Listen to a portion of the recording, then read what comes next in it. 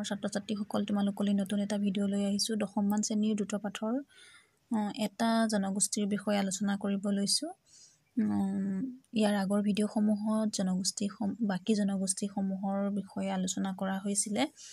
যদিহে তোমালোকে চোৱা নাই, ভিডিঅ'সমূহ চাবা, ভাল লাগিলে লাইক কৰিবা, তোমালোকৰ বন্ধু-বান্ধৱীসকললৈ শ্বেয়াৰ কৰিবা আৰু মোৰ চেনেলটো ছাবস্ক্ৰাইব কৰিবা। স্ক্ৰিপ্ট নকৰাকৈ চাই যাবা ভিডিঅ'সমূহ।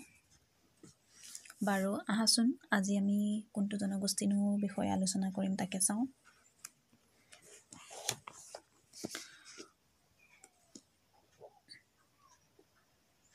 তোমালোকে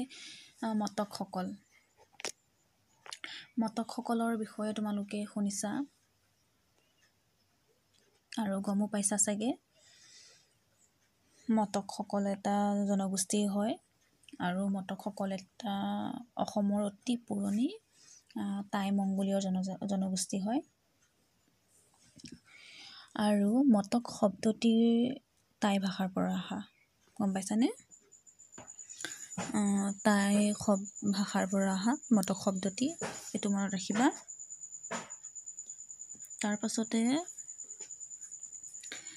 টাই ভাষাত মানে হ'ল শক্তিশালী, বুদ্ধিমান বা জ্ঞানী, টক মানে হ'ল উপযুক্ত, জোখা, তোলাচনী বা পৰীক্ষিত। তোমালোকৰ হয়তো কুৱেশ্যনত আহিব পাৰে, হয়তো আছেও চাগে, যে মটক শব্দটিৰ অৰ্থ কিনো, তোমালোকে লিখিব লাগিব। ইয়াতে অৰ্থ দিয়া হৈ আছে, অৰ্থাৎ উপযুক্ত, জ্ঞান, শক্তিশালী বা পণ্ডিত লোক। এইটো হ'ল মটক শব্দৰ অৰ্থ এইখিনি। আৰু ক'ৰ পৰা আহিছে বা কি ভাষাৰ পৰা আহিছে মটক শব্দটি, তোমালোকে তেতিয়া টাই ভাষাৰ পৰা আহিছে বুলি লিখিব লাগিব। তাৰ পাছতে চোৱাচোন, 1228 খ্ৰীষ্টাব্দত চুকাফাই অসম নামৰ এই ভূখণ্ডলৈ গিৰিপথ অতিক্ৰম কৰি অহাৰ সময়ত প্ৰাচীন অসমৰ সৌমাৰ পীঠত মটকসকলে সৰু সৰু ৰাজ্য গঠন কৰি একোজন মুৰব্বীৰ অধীনত বসবাস কৰিছিল। কৃষিকৰ্ম আছিল তেওঁলোকৰ মূল জীৱিকা। এইটো আমি পালোঁ যে মটকসকলৰ মূল জীৱিকা কি বুলি ক'লে, কৃষিকৰ্ম। চাওলুং চুকাফাই সোণোৱালী শস্যৰ দেশ অসমত প্ৰৱেশ কৰি টিপাম পাহাৰৰ দাঁতি কাষৰীয়া অঞ্চলতে মটকসকলক প্ৰথম লগ পাইছিলে। কোনে লগ পাইছিলে বুলি ক'লে, চাওলুং চুকাফাই লগ পাইছিলে মটকসকলক প্ৰথমে। টিপামত লগ পোৱাৰ মটকৰ মুৰব্বীজনৰ সহায়ত চুকাফাই নগাসকলক পৰাস্ত কৰিছিল। এইজনা মটক মুৰব্বীয়ে ৰজাক প্ৰচুৰ পৰিমাণে উৎপাদিত বেঙেনা যোগান ধৰিছিলে, নিজে উৎপাদন কৰিছিল আৰু সেই উৎপাদন কৰা বেঙেনা তেওঁ যোগান ধৰিছিলে। বেঙেনা যোগান ধৰাৰ বাবেই স্বৰ্গদেউৰ লগত অহা যিটো কাংগন বৰগোহাঁয়ে মটকৰ মুৰব্বীজনক লান মাংখ্ৰু নাম দিছিল। লান মাংখ্ৰু এটি টাই ভাষাৰ শব্দ। লান মানে নাতি, মাংখ্ৰু মানে বেঙেনা, অৰ্থাৎ মটক মুৰব্বীজনক বেঙেনাৰ নাতি আখ্যা দিয়া হৈছিলে। এইটো মনত ৰাখিবা। তোমালোকে মটকসকলৰ বিষয়ে যেতিয়া লিখিবা তেতিয়া তোমালোকে উল্লেখ কৰিব পাৰিবা। তাৰ পাছতে আছে যে মটকৰ উৎপত্তিৰ ইতিহাস।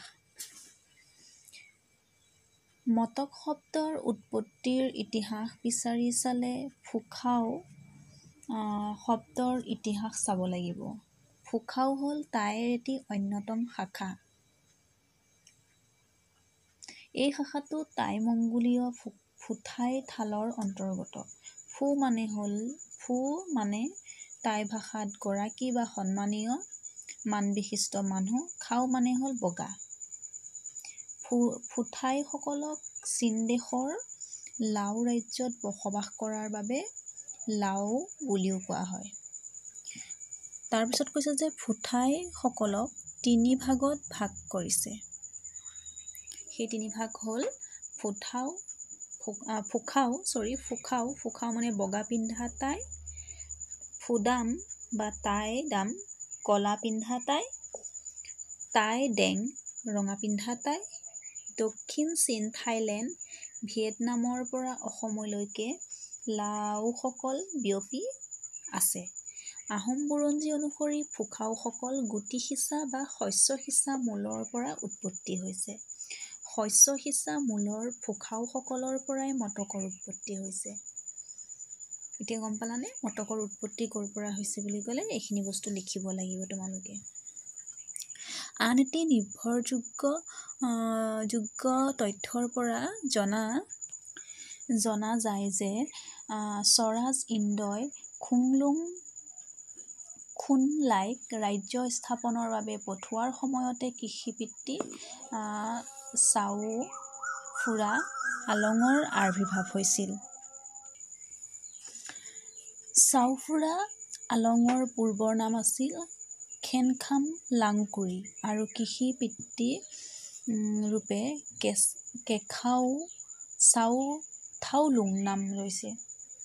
এইজন খেনখামৰ বংশ পৰম্পৰা আৰম্ভ হয় অতি প্ৰাচীন ইউনান আৰু হুনান সভ্যতাৰ পৰা। এই সভ্যতা খ্ৰীষ্টপূৰ্ব ৪০০০ৰ পৰা ৩০০০ বছৰৰ পুৰণি। কৃষি পিতৃপুৰুষ চাওফুৰা আলঙৰ সপ্তবংশতেই মটকসকলৰ উৎপত্তি হৈছে। টাই মংগোলীয় মূলৰ মটকসকলে আদিতে চীনদেশৰ ম্যুংফি বৰ্তমান সম্ভৱ ইউনান প্ৰদেশত বসবাস কৰিছিল। সময় বাগৰাৰ লগে লগে মটকসকলে জনসংখ্যা বৃদ্ধিৰ বাবেই হওক বা অন্য কাৰণতেই হওক কৃষিভূমিৰ সন্ধান কৰি অসম অভিমুখে যাত্ৰা কৰে। চীনদেশৰ ইউনান প্ৰদেশৰ ফালৰ পৰা থাইলেণ্ড, ম্যানমাৰ হৈ প্ৰাচীন অসমত প্ৰৱেশ কৰি তেওঁলোকে টিপাম পাহাৰৰ দাঁতিকাষৰীয়া অঞ্চলত প্ৰাচীন পৰম্পৰা ৰক্ষা কৰি আদি ধৰ্মকেই পালন কৰি গাঁৱলীয়া কৃষিভিত্তিক এখন সমাজ প্ৰতিষ্ঠা কৰি ত্ৰয়োদশ শতিকালৈ বসবাস কৰিছিল। এই মটকে চুকাফাই টিপামত লগ পাইছিল আৰু ফুখাও পৰিয়ালৰ বুলি চিনি পাইছিলে। এইখিনি মটকৰ বিষয়ে তোমালোকে গম পাইছাই। তাৰপিছত আহিল মটকসকলৰ ধৰ্ম। এতিয়া টাই মংগোলীয় জনগোষ্ঠী হিচাপে মটকৰ পৰম্পৰাগত ধৰ্ম হৈছে টাও। তেওঁলোকে এইটো তোমালোকে চাবা যে টাওটো হ'ল মটকসকলৰ যে পৰম্পৰাগত ধৰ্ম। তেওঁলোকে প্ৰকৃতি জগতৰ গাঠিয়াল দেৱতাৰ পূজা কৰে। জীৱ-জন্তুৰ গৰাকী ভিন্ন দেৱতা, উপৰি পুৰুষ, মৃত্যুক দেৱতা, জগত মাতৃ আই, লক্ষ্মী আই আদি ভিন্ন দেৱতাৰ বিশ্বাস কৰে।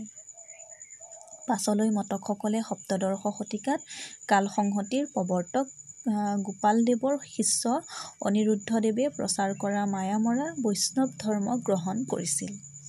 মায়ামৰা ধৰ্ম গ্ৰহণ কৰাৰ পাছতো তেওঁলোকে মিশ্ৰিত ৰূপত নিজা পৰম্পৰাগত ধৰ্মীয় বিশ্বাসসমূহ ধৰি ৰাখিছে। এইখিনি হ'ল মটকসকলৰ পৰম্পৰাগত ধৰ্ম। তাৰ পাছতে মটকসকলৰ কেইগৰাকীমান বিশিষ্ট ব্যক্তি আছে। তেওঁলোকে মটকসকলৰ বিষয়ে কিছুমান কাম কৰি গৈছে। এই যেনে মটক ৰজা সৰ্বানন্দ সিংহ, তাৰপিছত আছে শিক্ষা পৱন নেওগ, তাৰ পাছতে ৰাজকুমাৰ লংকেশ্বৰ গোহাঁই, তাৰ পাছতে তোমালোকৰ এইকেইজনে তিনিজনেই কৈছে। তাৰ পাছত তোমালোকৰ প্ৰশ্নাৱলীসমূহ আছে। বেলেগ এটা ভিডিঅ'ত তোমালোকলৈ মই প্ৰশ্ন উত্তৰসমূহ লৈ আহিম। এতিয়া যিহেতু ভিডিঅ'টো বেছি দীঘল হৈ যাব, আৰু অকণমান তোমালোকে মটকসকলৰ বিষয়ে লিখিব পাৰা। যেনে মটকসকলৰ বিষয়ে তোমালোকে যদিও দীঘলীয়াকৈ নিলিখিলেও অলপ লিখিব লাগিব। মানে মূলখিনি তোমালোকে লিখিবলৈ যত্ন কৰিবা, তেতিয়া ভাল হ'ব। যিহেতু যিকোনো এটা জনগোষ্ঠীসমূহৰ বিষয়ে আহিলে তোমালোকে মটকসকলৰ বিষয়েও লিখিব পাৰিবা।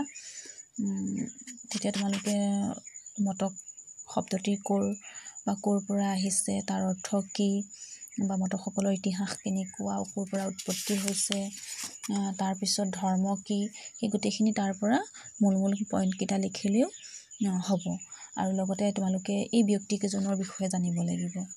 ইয়াৰ পাছৰ ছেকেণ্ড যিটো পাৰ্ট আহিব সেই ছেকেণ্ড পাৰ্টত প্ৰশ্ন উত্তৰসমূহ তোমালোকৰ লগত আলোচনা কৰিম। আজিলৈ ইমানতে সামৰিছোঁ। ধন্যবাদ। ভালে থাকিবা।